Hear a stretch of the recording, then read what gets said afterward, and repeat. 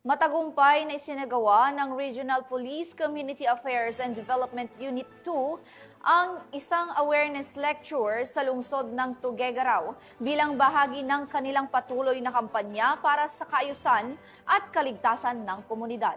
Yan ang balitang hatid ni Patrolwoman Richelle Lidesma. Nilahok ang mga mahigit 150 mag-aaral ng Caritan Norte Elementary School sa pamumuno ni Mrs. Marilyn Tapa, principal sa lungsod ng Tuguegarao, sa isinagawang awareness lecture ng mga tauhan ng Regional Police Community Affairs and Development Unit 2. Ang RPK2 ay patuloy na nagsasagawa ng awareness lecture sa mga paaralan. Ang pangunahing layunin namin ay maimulat ang mga kabataan sa malagim na epekto ng iligal na droga na sumisira sa kanilang kinabukasan at mga pangarap. Higit pa rito, binibigyan din namin sila ng kaalaman kung paano maiiwasan ang bullying na madalas na problema sa loob ng paaralan.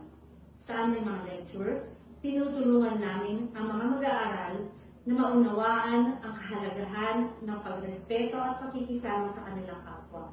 Sa tulong ng mga guro at mga magulang, sama-sama nating hinuhubog ang mga kabataan upang maging responsable at may malasakit sa iba.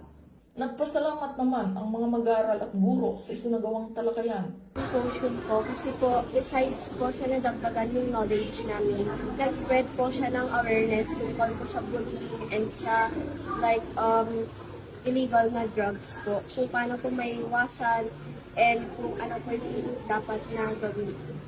And I think nakakatulong po ito kasi po maiwasan talaga ng mga bata na gawin yung mga mali po and natuto po sila dun sa symposium po. Siyempre, papasalamat ako at pinaunlakan ninyo ang aming school dito sa symposium na ginawa. Itong ginawa ito ay napakahalaga dahil sa mga nangyayari ngayon. Ang ginawa ninyo ay para maging aware ang mga bata kung ano ang dulot nito sa kanila, lalo-lalo na tumataas yung mga kalasan at pababa yung mga edad ng bata na sangkot sa mga krimen.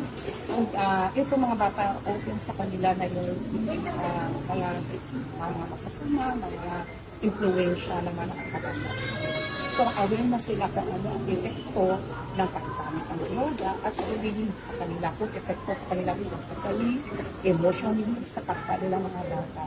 Dito sa amin at sa mga guro naman, pakatulong din yung mga ginawa ninyo para mabawasan din naman namin mga gagawin namin sa kanila ng pag-aaral namin sinasabi sa kanila kung ano ang naging at tama sa kanilang ugali. Patuloy ang pagsasagawa ng mga ganitong aktibidad ang RPK2. Ang RPK2, pati na rin ang mga kapulisan sa iba't ibang stasyon sa Region 2, ay patuloy na magsasagawa pa ng mga ganitong symposium upang mas mabigyan ng kaalaman ng mga kabataan at mailapit kami mga kapulisan sa mga bata at huwag nila kaming katakutan. Sa kabuuan, naging matagumpay ang sinagawang awareness lecture na nagpapakita ng malakas na ugnayan at pagtutulungan ng Regional Police Community Affairs and Development Unit 2 at ng Caritan Norte Elementary School.